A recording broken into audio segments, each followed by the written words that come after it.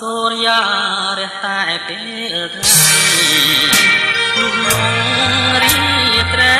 ត្រូវពឹងរស្មីនៃដួងប្រខា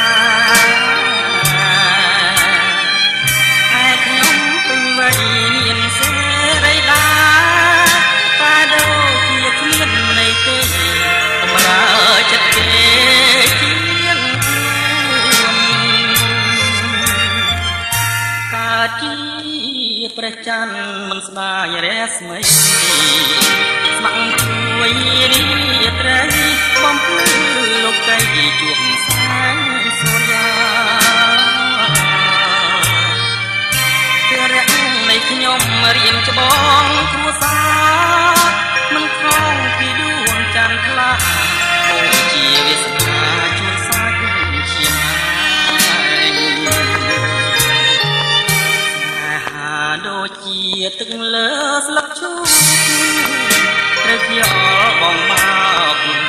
គុំសោកបោកកាយស្ដាយស្លឹកណាឈូកចេញមកព្រាត់ពីស្រីតែចិត្តមួយត្រីព្រលីផែនដីក៏នៅតែស្នេហ៍បើអូនជាបងតើធ្វើយ៉ាងណាមកខាងស្នេហាមកខាងទៀតគ្រួសារដែលត្រូវដល់ស្វាយអូនណាយស្នេហាយ៉ាងណាមិនស្ដាយតែធ្វើមិនទៅឆោមឆាយ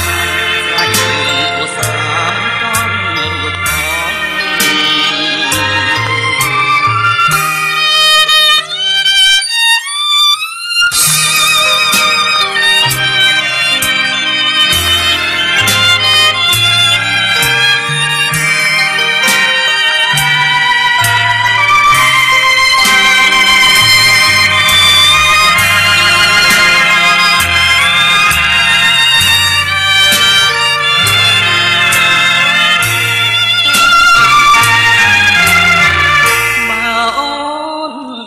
បងតើធ្វើយ៉ាងណា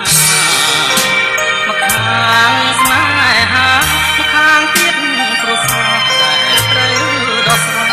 យអូនណាយស្នេហាយ៉ាងណាមិនស្ដាយតែធ្វើមិនទៅឆោមឆាយស្រាយរឿងគ្រួសារមិនតន់រួចផង